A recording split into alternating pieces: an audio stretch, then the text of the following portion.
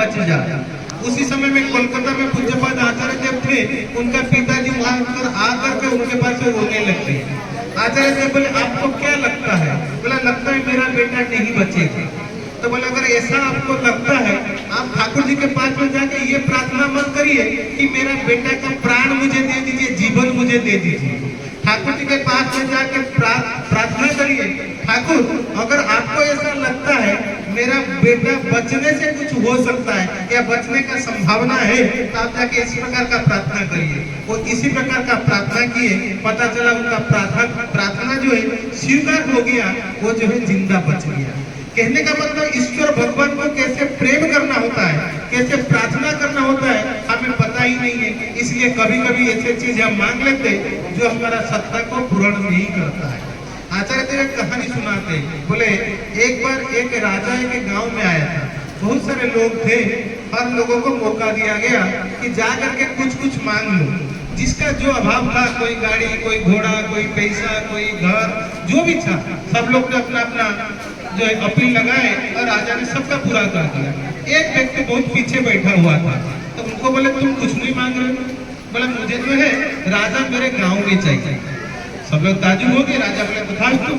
तो पता चला जब उनके गांव में गए, मंत्री लोग पहले गए कि प्रोटोकॉल के तहत देख तो आए कि राजा जाने लायक गांव है क्या नहीं है। बोले राजा जी उसका घर नहीं है। राजा बोले घर बना दो। बोले राजा जी वहाँ जाने के लिए सड़क नहीं। बोले सड़क बना दो। बोले वहाँ पर पानी नहीं है। बोले पानी का लाइन डाल दो। बोले लाइट भी नहीं। बोले लाइट डाल दो। फिर जब तक राजा जाने का प्रोग्राम बना तब तक जिस गांव में उसका घर, मकान, रास्ता कुछ भी नहीं था, जब वो राजा वहाँ पर पहुंचे तो सब कुछ तैयार हो गया। कहने का मतलब जब हम ईश्वर को चाहते, प्रभु को चाहते, हम खुद पूर्ण होते, साथ साथ में हमारा परिवेश पूर्ण होता। इसीलिए हमको पथ मिला है, खाली रास्ता नहीं मिला, पथ मिला और पथ में चलाने वाले पथ प्रदर्शक भी मिले। ठाकुर जी इसलिए बोलते हैं अंधा होगा दुर्भाग्य, मुझे किसी चीज के बारे में पता नहीं है या मेरा आंख नहीं है, मैं देख नहीं पाता हूँ, लेकिन आंख नहीं होने का बावजूद जो जस्टी, जो लाठी, जो डंडा लेकर के मैं जाता हूँ, अगर उसको मैं छोड़ दूं तो मेरे लिए और दुर्भाग्य है। जो डंडा लेकर के जाने का सहारा था, वो जाने का सहारा भी मेरा खत्म हो। तो इसलिए जब उनको लेकर के चलते हैं तो जीवन में रास्ता जो है वही बताते हैं, पथ वही है। कल पूज्यपाद बिंकीदा का एक मैसेज था, वो बोलते हमारे जीवन में जो इसी समय में मिले हैं ये संपूर्ण मिले हैं। अगर हम मन उनके लिए लगाते हैं, सबको बड़ा करने के लिए सोचते, वो जैसे चाहते ऐसा बनना चाहते, निश्चित रूप से हमारा वृद्धि और विकास हो, अन्यथा नहीं होगा। और हम जानते जो समर्पण करते, जो सेवा करते, जो प्रेम करते, वहाँ पर इस प्रकार का अपरंपार शक्ति का, ऊर्जा का विकसित होता है। उसको जो है हम लोग उसका मायना पता नहीं कर सकते, शब्दों में बयान नहीं कर सकते। उसका ज्वलंत उदाहरण जो है हनुमान जी। आपका प्रभु को प्रेम करने के लिए कभी बुद्धि नहीं लगा है, प्रभु को खुश करने के लिए जो करना है। माता सीता जी ने कह दिए, माता जी को पूछे माता आप सिंदूर क्यों लगाए हो? बोले स्वामी का जो है दीर्घायु के लिए, स्वामी का स्वस्ति के लिए, स्वामी का मंगल जीवन के लिए ये लगाना ही होता। बोला माँ इतना सा लगाने अगर स्वामी का मंगल होता है, मेरा स्वामी भी प्रभु राम है, वो पूरा अपना शरीर में जो है वो सिंदूर लगा दिए। जिस समय में जो भी चीज करने के लिए कहा गया था, गुरु को खुश करने के लिए कोई परवाह नहीं किए थे, और उन्होंने जीवन में क्या क्या किया है उसका उदाहरण जो है जितना हम दे उतना कम है। जो है समुद्र को लंघे, पहाड़ को उठा के ले आए, पता नहीं कितने कितने राक्षस को उन्होंने वध कर दिए। ऐसे ही हमारे जीवन में जब हम प्रभु को प्रेम करते तब बुद्धि प्रवृत्ति नियंत्रण के पास में नहीं होते, नियति यहाँ ले आता है, अन्यथा नियति अपने रास्ता में ले जा करके इंसान को खत्म कर देता है। प्रतिप्रत्येक व्यक्ति चाहता है सुंदर बनने के लिए, समाज सुंदर देखना चाहता है, राष्ट्र सुंदर देखना चाहता है। ये सुंदर बनेगा कैसे?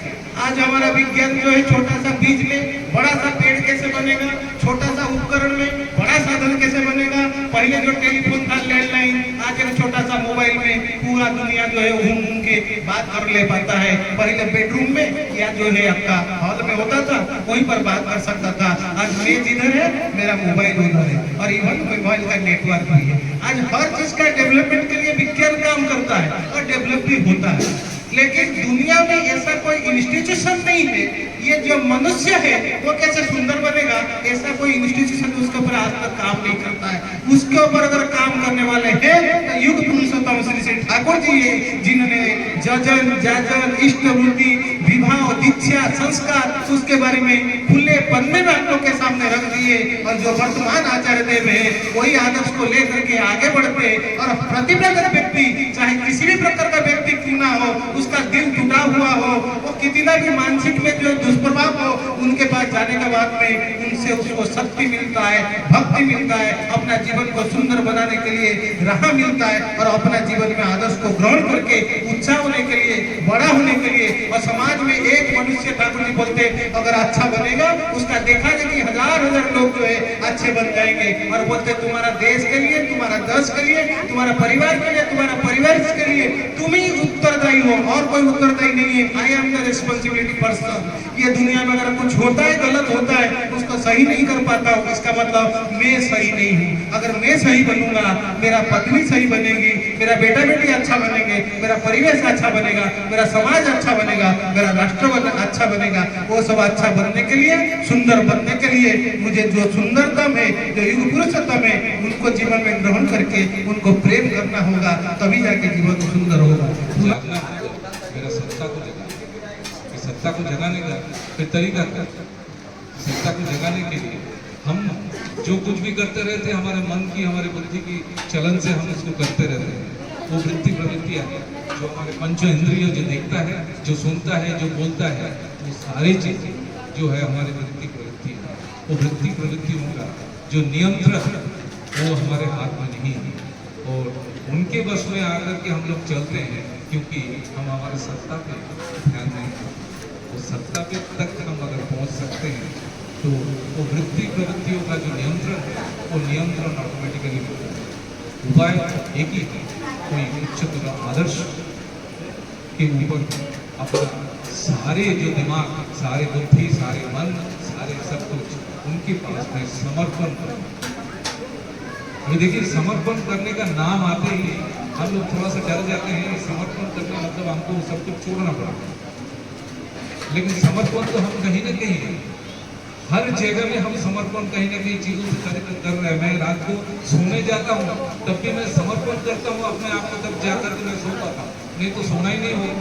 जगे हुए रहेंगे, आप अलर्ट रहेंगे तो जगे हुए रहेंगे। आप जब तक आपको अपने आप को समर्पण नहीं करते हैं तब तक आप सो नहीं पाते।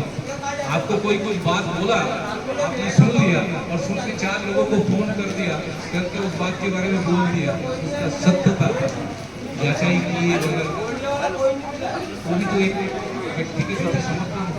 मेरे पास में व्हाट्सएप में कोई मैसेज आया, मैं देखा नहीं, कुछ नहीं, मैं सीधा उसको फॉरवर्ड करना चालू किया। वो मैसेज का रस में ये वृत्ति प्रवृत्तियों का रस में, और उसको मैं जो है वो सब